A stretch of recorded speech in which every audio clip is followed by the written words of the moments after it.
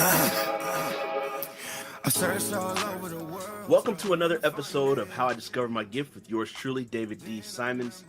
Now, this episode, I already know, guys, just from knowing this brother, this is going to be a revolutionary episode.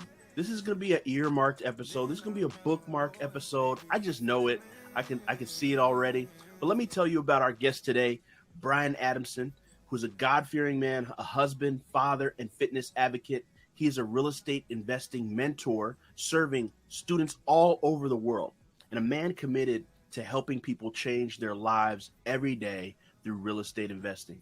He's the founder and lead educator of BBR Education Group, as well as the founder of iFlip University. You can learn more about Brian on his website at brianadamsonofficial.com. He's also featured in Yahoo and other prestigious sites. And I just want to tell you about my personal bio for this brother.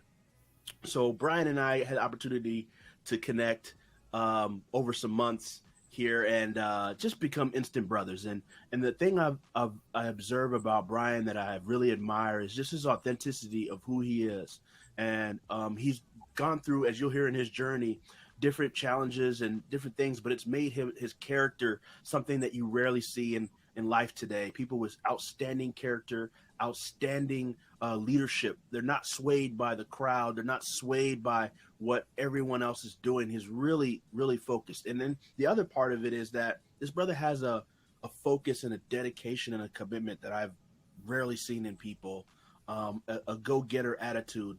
And he's hungry to succeed. But here's the other unique part of it.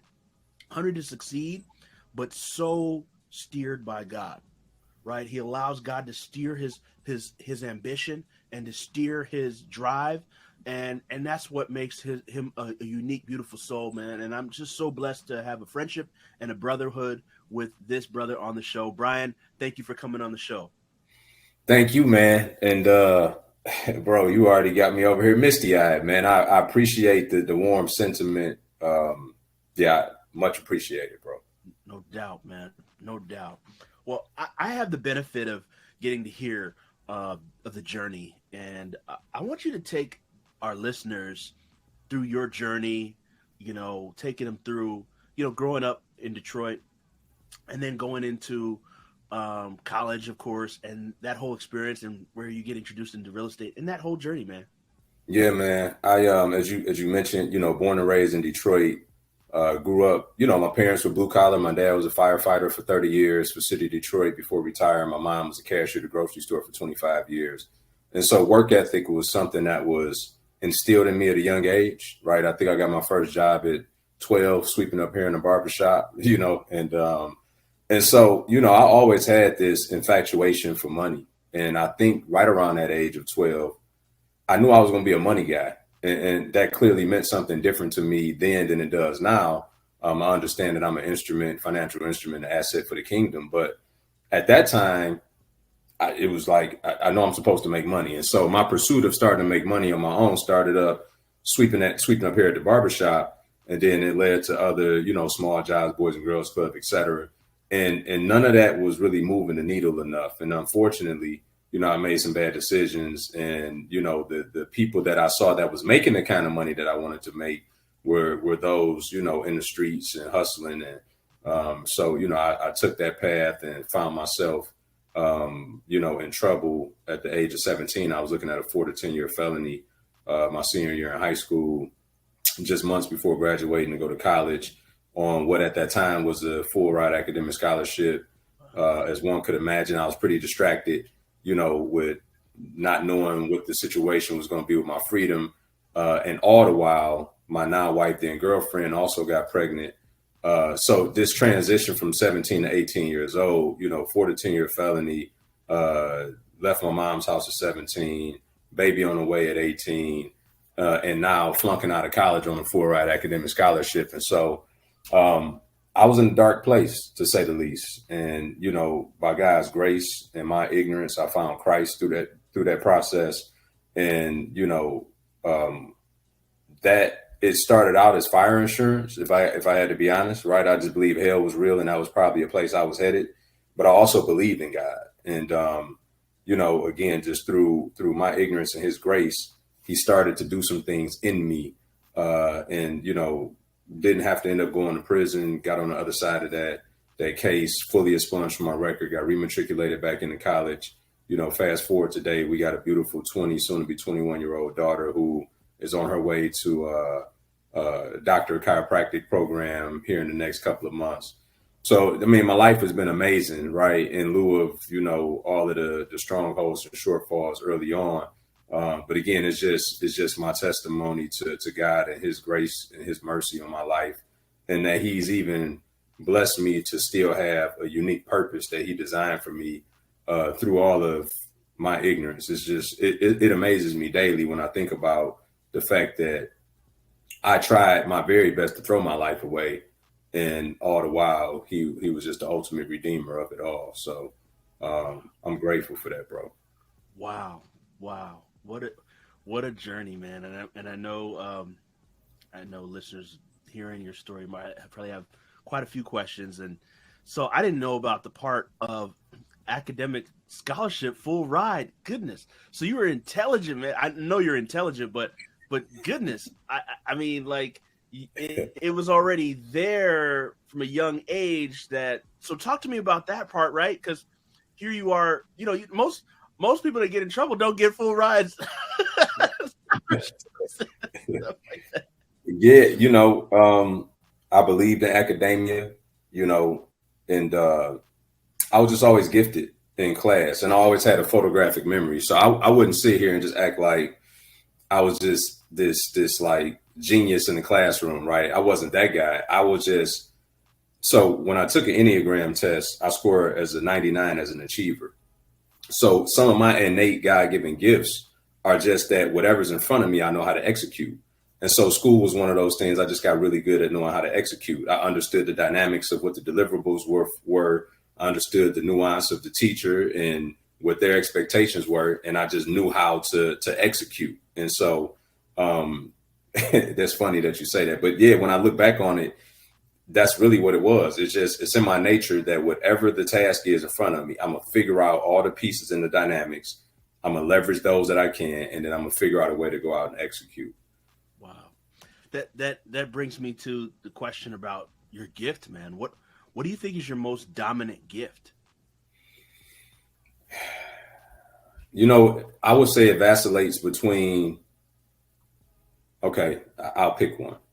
So it's certainly the gift of discernment. God has given me a gift beyond measure of discernment. And, you know, it took me a long time to even fully embrace that gift, because at points in time, it felt like a gift and a curse, considering that I saw things that I didn't want to see sometimes, and I couldn't unsee them in people, in relationships. But then I've now just grown to know, no, it's just a gift, period. It's not, there's no curse behind it. Yes, some things you see may be painful, but other things you see put you in more of a proactive, preventable place, and others around you. And so I'm so grateful for that gift. I think because that one helps more people than just myself. While me being an executor by nature also is another extreme gift that obviously has been beneficial. But I think more people benefit from my wisdom and discernment than they do from my ability to go and execute. Wow. So when did you obviously know that stepping into this dispensation of life, you're clear on that, but did you know going back that was there? I mean, did you recognize it like when you were younger, or did it obviously took some time to hit at it? And if you didn't, are you able to pinpoint moments when you were utilizing that gift? Yeah, you know, what's interesting is that when your gift is being used in the wrong environment, it's typically distorted. So my gift of wisdom and discernment and influence was in that context a gift of manipulation. So I've always been able to lead people and get them to do those things that I found to be advantageous for them to do. But if I got to be honest, in that season and sector of my life, it was more for my glory as opposed to his glory. And so, you know, the gift is the gift nonetheless. We just typically, you know, don't find the right environments to best steward and exploit those gifts. and in the way in which God intended for us to use them. And so we end up using them for our good and our glory, which perverts the gift in that way. Wow. So I want us to talk about the execution side, right? So that discernment piece is clear and evident. I see that. That execution side, like, talk to me about that. When did you notice that side of the gifting? That started in grade school for sure. I didn't understand it the way I understand it now, but just in this conversation, when I jogged my mind back to that time and place, that's what it was. I always figured out a way to maneuver around whatever obstacles to get whatever that goal accomplished was. If it was, I was going to get a reward for getting, straight A's, like I would figure that out, you know what I mean? And it wasn't necessarily because I was always the most gifted scholastically, but I was gifted in knowing how to figure it out, and I've been figuring it out all my life, starting from going back to your original question, when I was in college, when I got rematriculated my junior year, a friend of mine was investing in real estate. He was 20 years my senior. He was flipping houses. I didn't understand what that meant. But at that time, stated income loans were at an all-time high, which meant that you literally could fill out an application, state your income of what you made. There was no verification. Bank would lend you money to buy a home. Well, they would qualify on paper, but not, they didn't have the liquidity. So I was leveraging my refund checks in college to cover their down payment. When they bought the house from my buddy, then he'd give me a return on my investment. So that's literally how I got started in real estate, from a $6,000 refund check. And then I quickly figured out, if I'm helping these people buy houses and all they doing is stating their income, I'm in college, but I could do the same thing. So I started stating my income, bought my first couple properties, and then I built a new construction home when I was 23, my senior year in college, for me and my family to move into once we graduated. Amazing. So walk us through that, because somebody hearing all that, like, whoa, wait a minute, college, how do you do? Wait, you just took your refund? Like, take us through the scenic route of that whole journey, and also include, because I know you're a family man, include the journey with your girl and your daughter, and just take us through the scenic route of that whole process. Yeah, I was crazy back then, man. I always have been big about taking care of my responsibilities. I've been on my own since 17, right? Jumped into manhood, fatherhood at 18.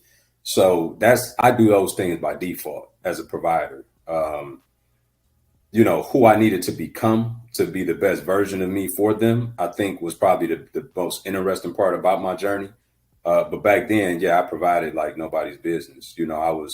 We had 2 vehicles, we had 2 apartments, we had, you know what I mean?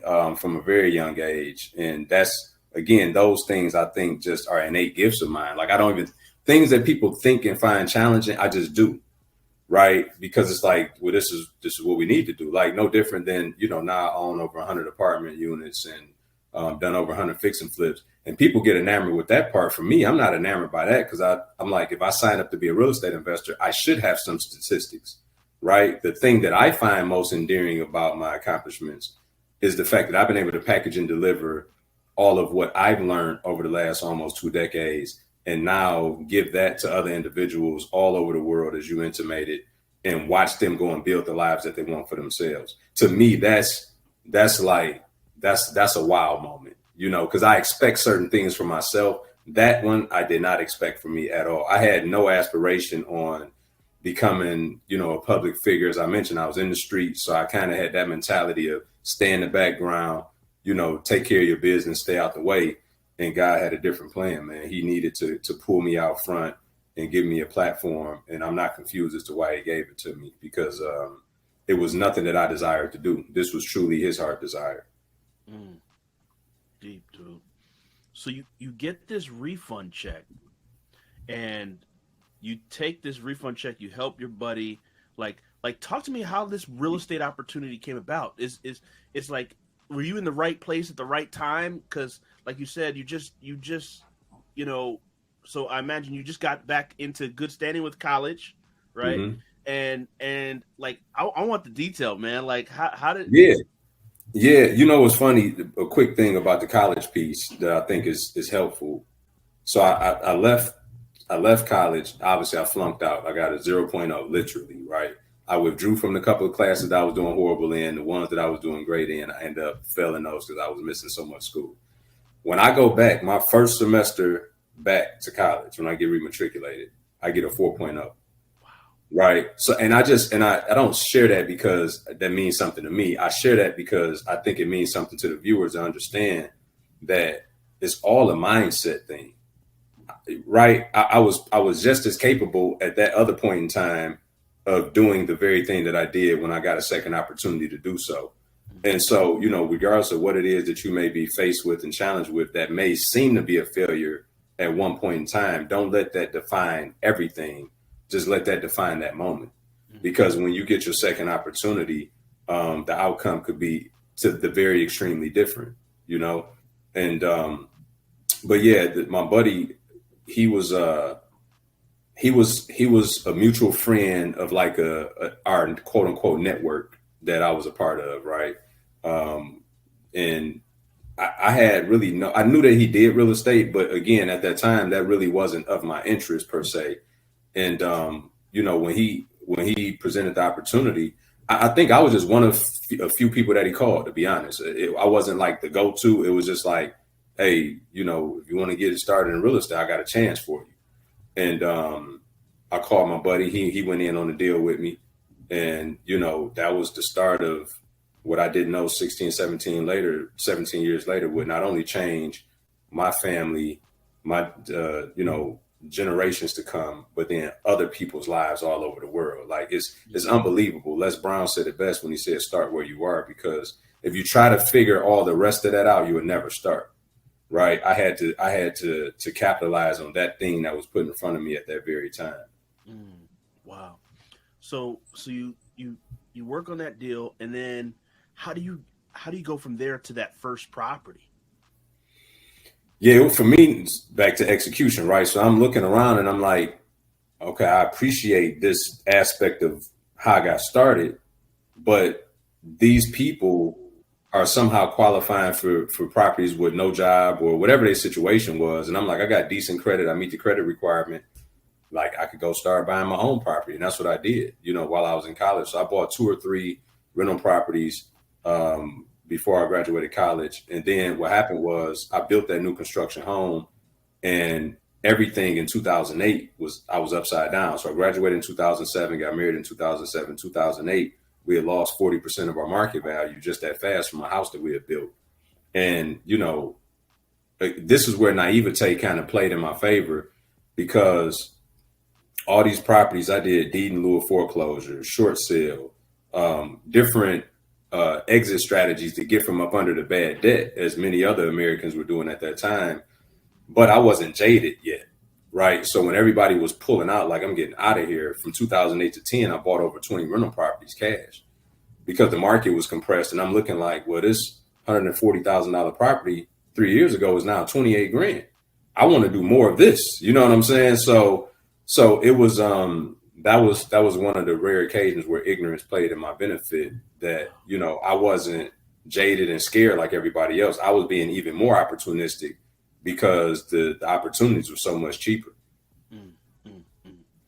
Wow, that's so profound. Okay, so I'm literally hearing this story, right? From 2007, you get your first 2, and then within that 2007 to 2010, you said 20 more? Mm-hmm. Wow.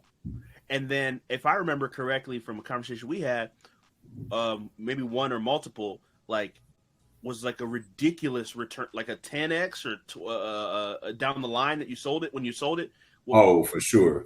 Yeah. I mean, I paid almost 30 grand for a property that made me 350 grand over the course of, 12, 13 years. Wow. So I'm going to get into the development phase, but I just want you to highlight why people should be in real estate. I know that's a biased question to ask you, but why should somebody be in real estate? And if you could also go into how it's impacted you in your life. Yeah, I think that it's the best catalyst to building wealth, right? I think it's the most stable asset that you can invest in to build wealth. And that's why 97+% of millionaires all have real estate in their portfolio.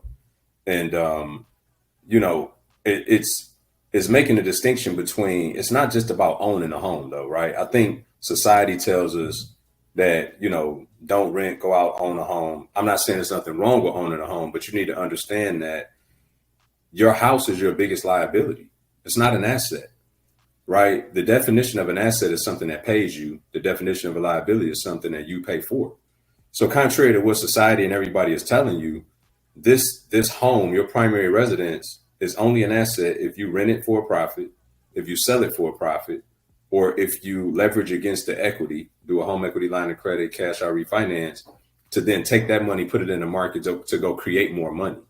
Unless or until you do those things, you can scream to the mountaintops that you got 300,000 in equity. But if you're not accessing or leveraging that, you're still paying for that every day. Right. And so I say that to make the distinction about what's an asset and what's a liability. You know, another misnomer is people like, you know, run out and just buy land, run out and just buy these cheap houses. Well, cheap is expensive. Right. And what happens is you got all kind of associated carrying cost and upkeep and, you know, the unforeseens that essentially you thought you bought an investment property, but you just bought another liability to keep up with societal standards and societal norms. So I say all of that to say, at the forefront of everything you do, you need to get educated about it, right? Pivot from listening to mass media, pivot from listening to, in a lot of cases, unfortunately, your parents, depending on when you were born, if they're baby boomers, they get all their information from the news outlet, right? Used to be the newspaper. Chances are they got their knowledge from their parents who were definitely into the newspaper, radio. So it's all this programming that's being passed down through generations.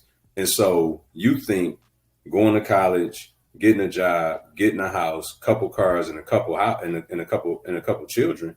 Now you got to get Dave Ramsey on the phone, right? Because you have now put yourself in the rat race for the next 30, 40 years. And so I know that was a roundabout answer to why real estate is so important, but I wanted to give that additional context so I'm not misguiding people to think it's just a function of going out and buying stuff. The real estate is important once you understand how to buy the right real estate that can perpetuate this cycle of generational wealth and financial freedom for you and your family.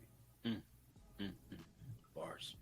The reason why I also asked you to go into that, I listeners should know that you're an aficionado, man. Like you are a beast at this whole space as an entrepreneur, as a real estate investor.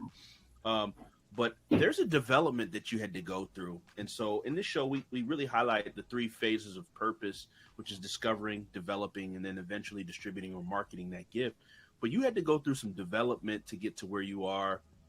As you alluded to, you learned different skill sets. And I think you talked about in our conversations, just when you started your real estate journey, you kind of just figured it out. You didn't have all the mentorship and niche in the beginning.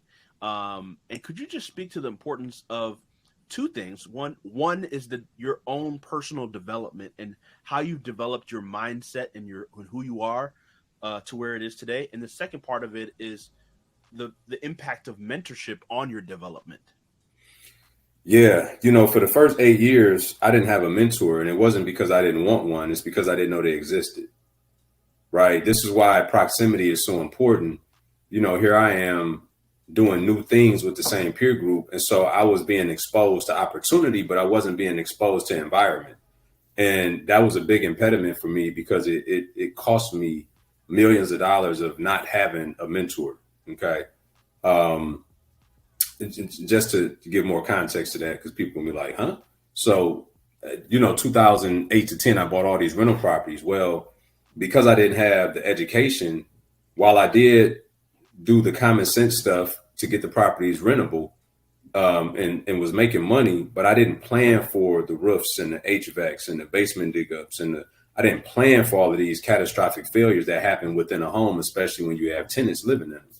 And so I found myself cash strapped, and my inability to go out and create partnerships and raise capital caused me to have to sell my portfolio in what was called a down market still at that time. The market hadn't fully recovered yet.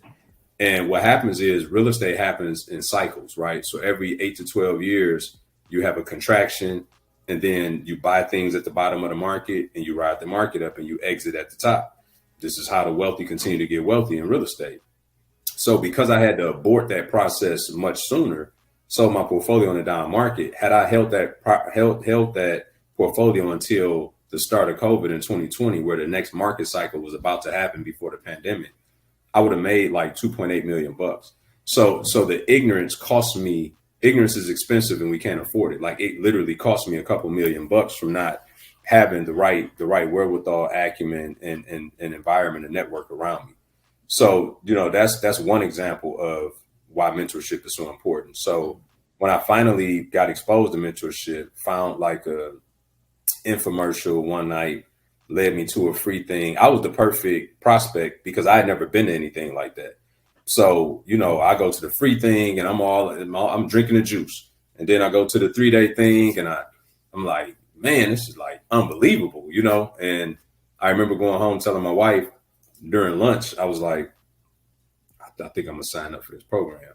At this time, I didn't know the cost. Went the next day and they dropped it on us. It was 40 grand. And so it was interesting how God orders your steps. I had just did what's called a cash out refinance on one of my properties and pulled some liquid out. So I had money in the bank and I had gotten what's called a pre-approval through a hard money lender. I was about to go start flipping houses on my own. Thank God he put this in my path. And I had the decision of, do I take this money and go try this on my own, which I've been doing for 8 years already? Or do I take this money plus leverage my credit, my wife's credit, and because we ended up spending almost $60,000 with this program and pushed it all to the center of the table, depleted all of my liquidity and means, but then learned a skill set that I went out and raised over $1 million in my first 6-7 months of that program and bought 20 deals using other people's money. Wow. That forever changed my life. Wow, dude, that's so amazing. It's just, I would say there's two ways to learn: mistakes and mentors. And you did the first date with making your own mistake, and then you did the last part of your journey all through the mentorship. But wow, take us inside that, man. Like that's just catastrophic, because there is a part that your mentorship played, but you still had to do and utilize your gift of execution to make things happen. So could you take us inside that whole experience through this process? Yeah. I tell people, and especially my students, I get nervous. I mean, I remember trying to raise capital from people, 20, 30,000, 40,000, and my hand would be shaking on the phone. Like I get nervous, I get anxiety, I get apprehensive, I get doubt, I get all those things. The thing that separates me from most people is I just do it afraid. I just so happen to trust God more than myself. So I just continue to push through how I feel about it because I'm so committed to the execution piece that I'm just going to do it. And so, that during that time, there was a lot of growth that took place. As I mentioned, I kind of shot out of a cannon. I was killing it. And then some ego crept in, and God humbled me. I started having issues with infrastructure and a lot of blind spots. And it's no knock against the program I went through, but they only really promoted the rah-rah about when things went well. So when I started to have adversity, I would call in to these said coaches lines, which I later found out that they were really salespeople posing as coaches. And I was getting these cursory responses and feedback, and none of it was fixing my problems. And so my problems started to extrapolate out. And, I lost $500,000 in the process of trying to figure it out. But while that was a dark place, while nobody around me could identify what was going on, that became the birthing place of my mentorship program many years later, because I learned in that moment everything I needed in a mentor that I didn't have. And so God being the master economist is Romans 8:28, like all things could work together for the good of those that love him and have been called according to his purpose. He used that time to refine my character, to humble me, to show me who he was in a different form that I had never experienced him. And when he felt the time was appropriate, he started to send. I still call them God sends to this day.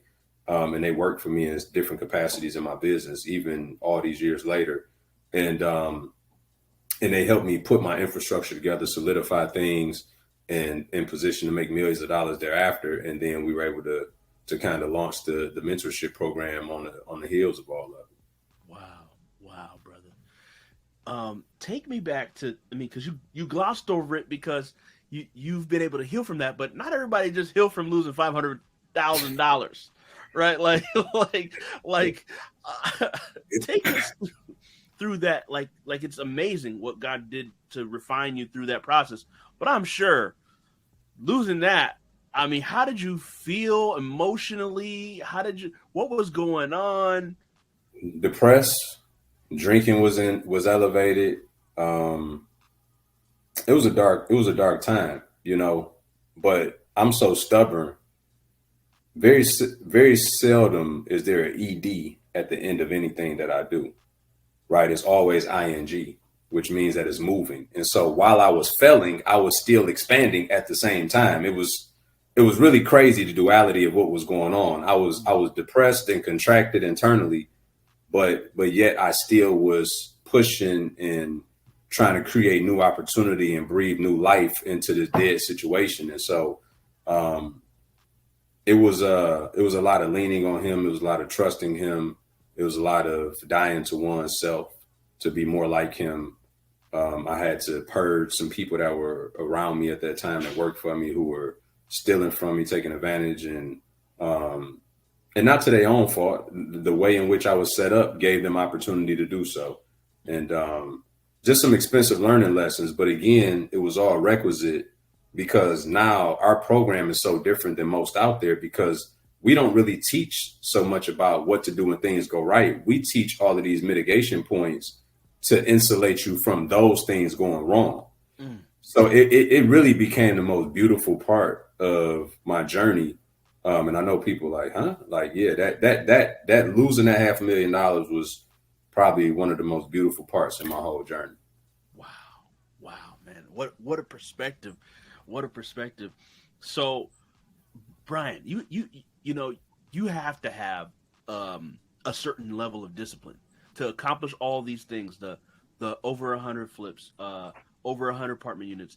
Like, there's a level of discipline you've had to have. Can you take us into your just discipline, right? Either some of your habits, routines, or because I think that some people see the result of stuff, but there's a lot of dark hours, meaning that you're doing work in the night. Nobody sees it. The reading that you're doing, the development that you're doing, the coaching you're listening to, even for your students, the coaching you're doing too in the back end. Like, can you talk to us about the discipline behind the scenes? What's interesting about that, and that's a great question that I don't get asked a lot. There's not a lot of rigidity to my discipline. I think it's more consistency than it is rigidity. I was talking to one of my mentees last night. He gets up at 4:30 every day. And while, I've taken my wife to the airport at 4:30 and made it to the gym at 5, and I did feel good that day, but I didn't feel like doing that the next day. Right. And so, some days I get up at 7, some days 7:30, some days 6:30. Back to the execution piece. I get up requisite to what I need to accomplish that day. So it's not like I'm an automatic 6 a.m. guy. I'm not an automatic nothing. I'm a look at everything. I'm a plan, and then I'm gonna go and execute. And I'm gonna be consistent, even in the midst of when I don't see necessarily the quote unquote fruit of what I'm doing just yet. And I think it's because I look at, 18 years of struggling with drinking, and, so when we talk about discipline, it's like, I've persevered through distraction. So it's hard for me to look at that as good discipline. I think that my innate ability to execute has always just wheeled me through even all of the noise and the nonsense. Yeah, that's a very interesting question, man. And true to form, I can't really attribute it to the. Now, don't get me wrong, I am a fitness advocate. I lost 60 pounds some 15 years ago and never put it back on. Wow. Right, I went pescatarian 4 or 5 years ago, but to me, those are just lifestyle changes that are again putting me in the best position to execute. And some may call that discipline, I guess, right? To get up and go to the gym 4, 5, 6 times a week, but it's just requisite to having a healthy lifestyle, to look in a certain kind of way. So I don't really look at discipline as much as I look at it as, what do I want? And then I got to go execute on what those things are in order to give me the thing that I want.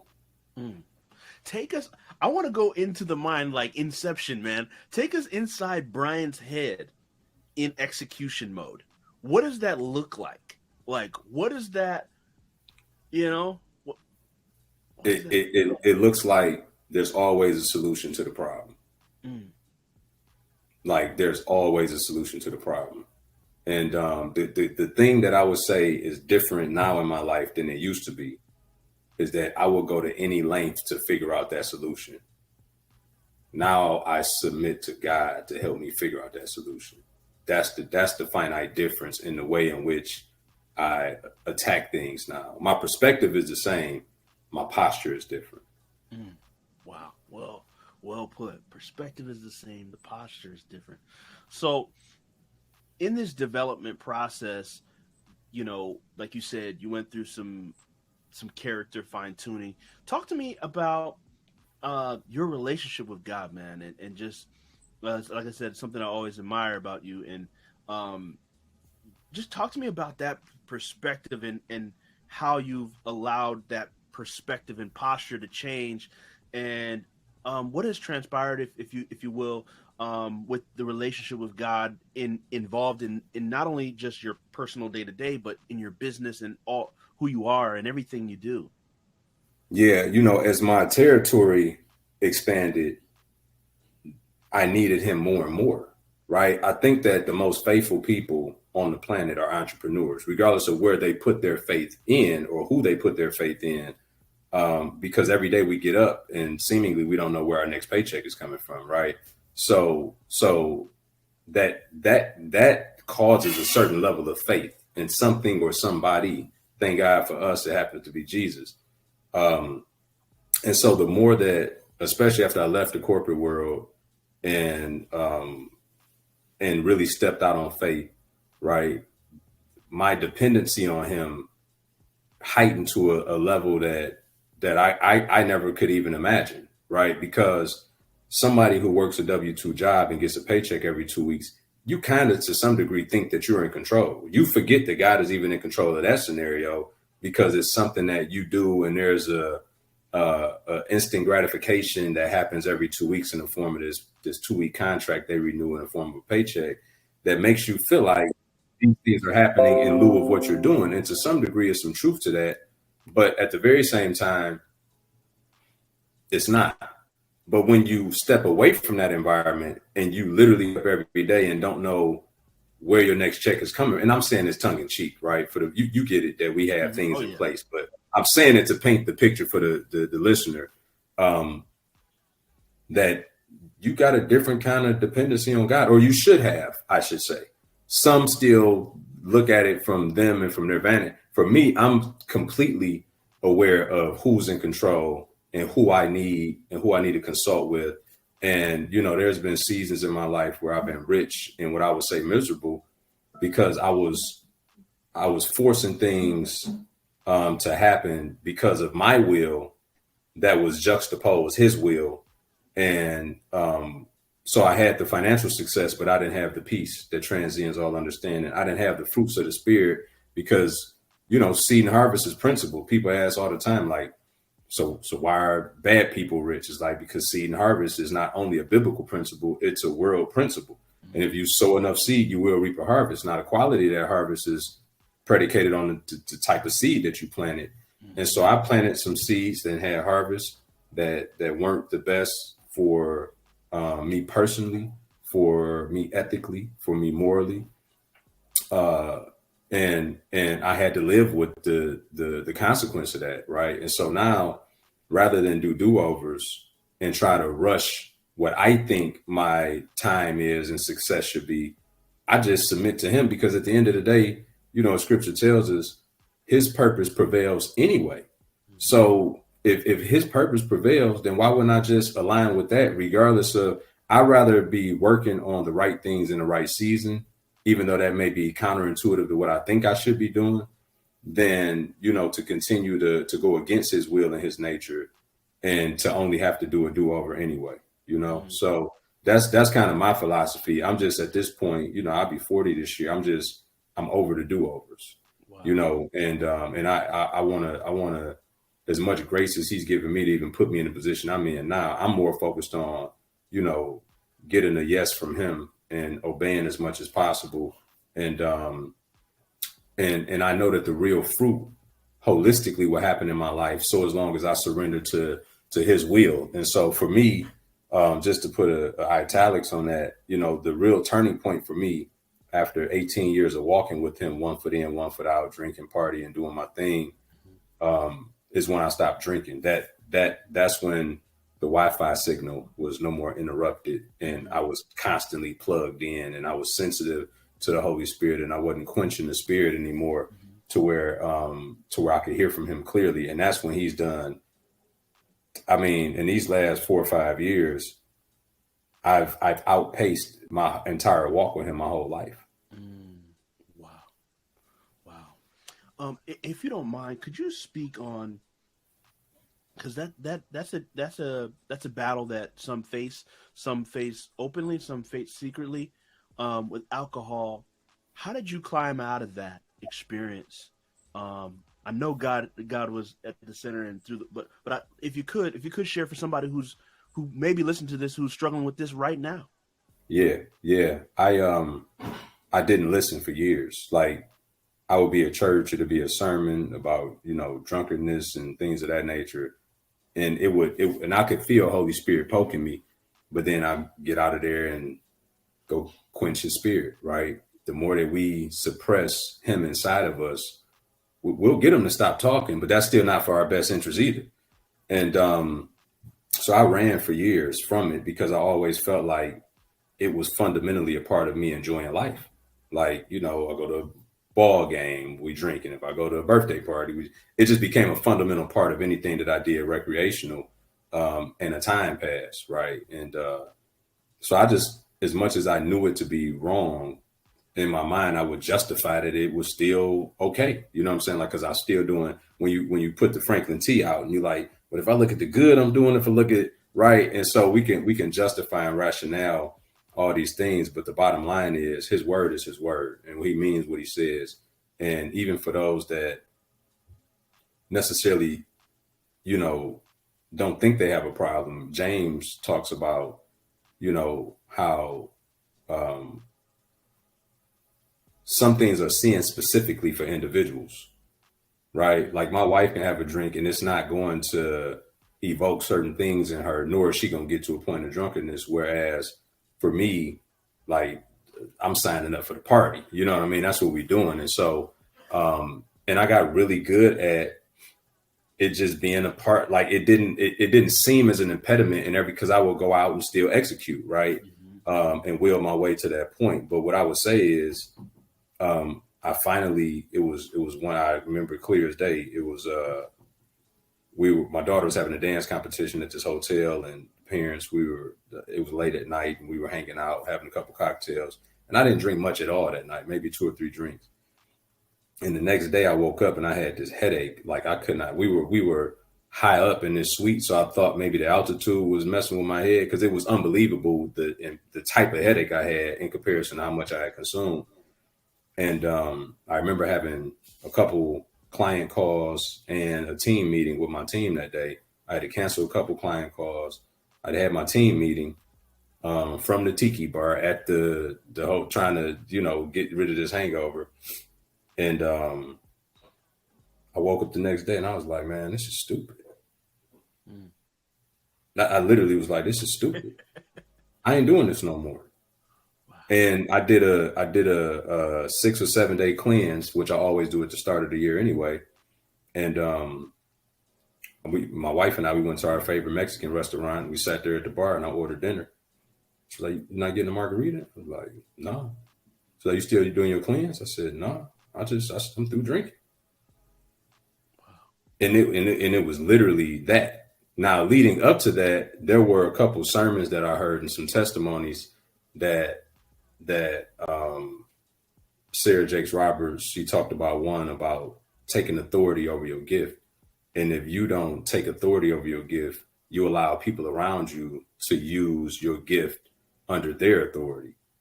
And that so resonated with me in the season I was coming out of, where I was in this environment where that's exactly what was happening, right? I was having financial success, but people were more so benefiting from my gift than even I was. And that was one thing. And then I was at church and I heard this other testimony from a guy who struggled with like drinking and cocaine, and you know, he's now an evangelist and doing great things. And both of those happened maybe a week apart, and I broke during both. One of them I was listening to on a elliptical at the gym, and I'm just crying as I'm listening to the story. And so those what I would say were pivotal moments leading up to it. But the day that I made the decision, I just woke up and I literally had no desire after 18 years of I'm talking drinking every week essentially. Had no desire at all. Amazing. Wow. What a story, man. I know somebody needed to hear that, man. Thank you for sharing. For sure. Well, you know, Brian, we've gone through the discovery phase of, you know, that gift of discernment and execution, the development, how discipline really is a byproduct of you being in environments of distraction and still persevering through and just having an executor mindset, and no matter what, there's no specific rigidity, but just executing, to showing how that discipline with your relationship with God, your development with God, has produced results not only in business, but to also turn back time and remove things that are difficult to get out of your life, such as alcohol. Can you take us into the distribution of your gift, man? So, like, you've built this amazing educational platform to help other people. You've done what most people would want to do over 80 years of living. You've done in less time.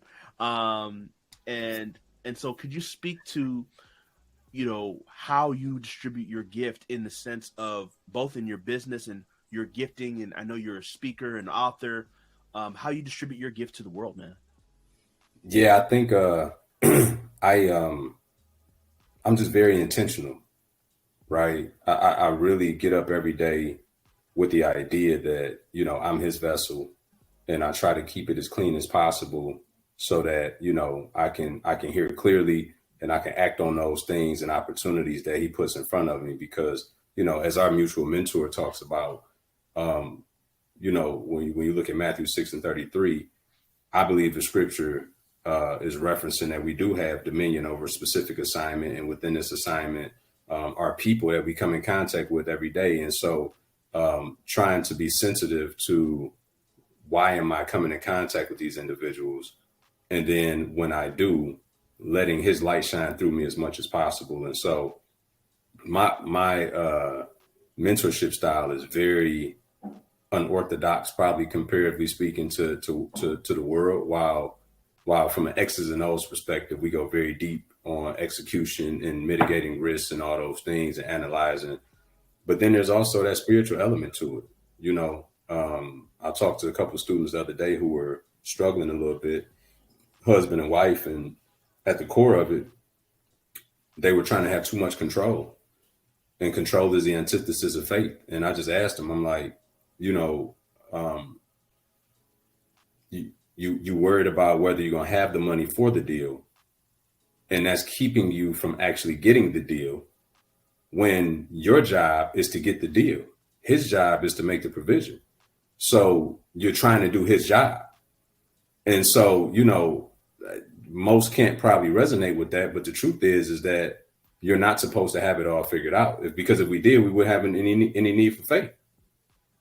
So I'm very instrumental in trying not to do his part and focusing on doing mine, and then, you know, let him do what he does best.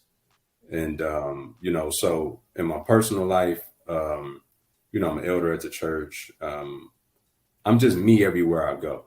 Right. I find myself even in some worldly settings recently where I didn't even realize I referenced scripture in the middle of a real estate thing that I was invited to speak at. I just can't. I can only attribute my success to doing it this way. So if you want to know how I did it, then I got to give you that with it. And for some, it makes sense. For others, it don't. But I was just telling my mentee last night, what's interesting about that is we can quote, you know, Warren Buffett, and we quote everybody from the world at seminars, and nobody's offended, and they writing them down and run with it. But you quote a scripture, and it's like, oh my God, he just said a scripture. It's like, so it's okay to quote everybody else but Jesus. I don't get it, right? So for me, and I don't plan on getting it. I'm just planning on keep showing up, being me. And for those that get it, they were supposed to, and those that don't, not my tribe. So I really have gotten a resolve of not worrying about everybody else. I just really just show up as me, and I'm gonna tell people what it is. And for those that subscribe to it, cool. And those that don't, that's okay too. Wow, respect, man. So tell us about BBR Education Group and the work you do there, and in creating that mentorship that you wish you had when you started. Yeah, it's been a phenomenal thing, and we got students in Denmark, Japan, Afghanistan, all throughout the states. Been very blessed to have our footprint reach internationally, particularly because we teach people how to buy their time back through investing in real estate remotely, right? So it's not that you can't do it in your backyard, but we show you how to open yourself up to the realm of possibilities that may not exist in your backyard. And coupled with that, we show people how to do it leveraging other people's money. 90% of our students do their deals with no money out of pocket, as that's the same way in which I approach my business. Even having the financial resources, I still go out and raise capital, create partnerships, because so many years ago, I learned that was my biggest impediment next to hitting my fundamental ceiling of achievement.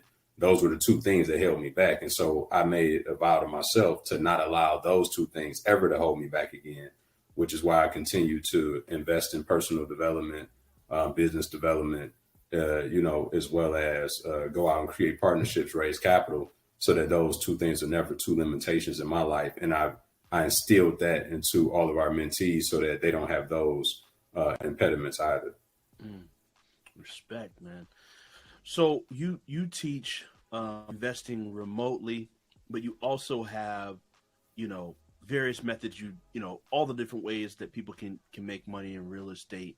Could you speak to that? Say somebody just listening that, hey, I don't want to do what you did in the past, Brian, when you started out and be on my own and bump my head here and there. What could they learn from your mentorship so they could jump in and get that shortcut faster? Yeah. So the good news is we custom fit everything, meaning it always starts with the individual's unique goals, and then we reverse engineer which vehicle they should use to get to those goals. So we're not a one trick pony. We teach fix and flip, wholesale, and cash flow. Not that you need to use all three, but you have the liberty and the working knowledge of how all three work, so that at any point in time in your career, if you find a deal to be more advantageous for one of those processes, you can pivot and do that. Whereas most people throw those opportunities away because they don't know what to do with them. So we just try to make you as well-rounded as possible and versatile as an investor, so that you can make money just about every time you touch a deal, even if it doesn't fit your normal criteria. You may be able to use one of these other exit strategies to still turn a profit just from being in proximity. Wow, that's what's up. I love it, man. So, and I want to be respectful of your time. I just got a few more questions, if that's okay. Mm-hmm. Yeah. So, regarding this whole space in real estate, looking at the full picture, speaking to a younger Brian in two areas: one, in real estate; two, just being a man in life. What would you have said to the younger Brian in real estate to get to where you are today faster? And two, what would you have said to the younger Brian to develop his gifting or utilize his gifting more or better from a younger state? The first piece is, and I say this all the time, I would have told me to go get a mentor had I been aware that they existed. Okay. That's the first thing. Secondly, I knew for many years when I was still in my previous environment that I had outgrown that environment, and I was still shrinking to fit back in those places that I had grown out of. And because I felt obligated to, and also I wasn't exposed to a new environment. And so I would tell anybody that's kind of caught up in that purgatory, you better off being on your own until you figure out what the new environment is than it is to keep surrendering to the old one, because it's only going to hold you back for more years to come. And so I would have been more sensitive and not only sensitive, but reactive to that, and stop trying to carry old relationships into a new season. Dude, that's good. Not shrinking back. Respect. The final question we ask, and you weren't prepped on this, is what's the difference between one's gift and one's purpose? One's gift and one's purpose. You know, I believe that your gift,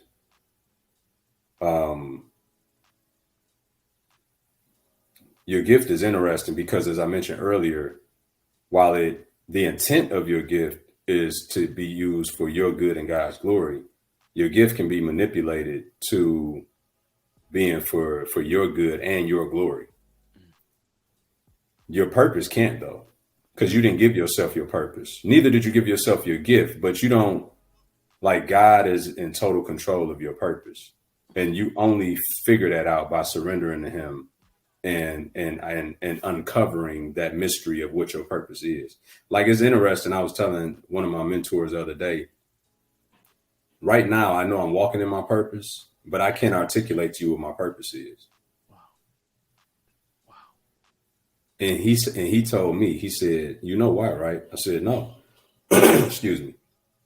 He said, because if you fully knew what your purpose was, then you would try to show up in it and control it. And I said, that's it. Wow. That's it. Right. I know I'm walking in my purpose, but if somebody asked me what's my purpose, I couldn't fully articulate it to them. Because God knows my nature and my wiring, that if I understood exactly what it was, then I may have this mistaken impression that now I got some input and influence over it and all the rest of it. So he keeps me in this unique spot of, as long as I'm following the breadcrumb trail, I'm walking in my purpose, but I still don't know what is at the end of this breadcrumb trail. Deep, bro. That's so deep. Y'all got to chew and like rewind, come back and hear that again a few times. It's so deep. I'm gonna have to do the same myself. So Brian, I want people to plug in with what you're doing. How can they get connected? How can they learn from you? How can they make you their mentor? What are the sites? We'll also plug them down in the show notes, but what are the ways that people can connect? Yeah. YouTube, right? We're really being more instrumental on YouTube. Brian Adamson Real Estate on YouTube. Instagram, we post daily. Brian Adamson Official on Instagram. Those will probably be the two prominent places to find us. We're also on LinkedIn, Brian Adamson, TikTok, Brian Adamson Official. And then, depending on at what point in time they see this, I love for them to come and join me on like a free masterclass. I've been hosting those monthly. Something instrumental that we wanted to do this year to try to touch more people than we had in recent years. And so, they can go to www.iflipmasterclass.com and just find the next one, right? And they're live, right? You really get to come and interact with me and ask questions. So I think those would be some good places to start to connect. Superb. And Brian, I promised the last question.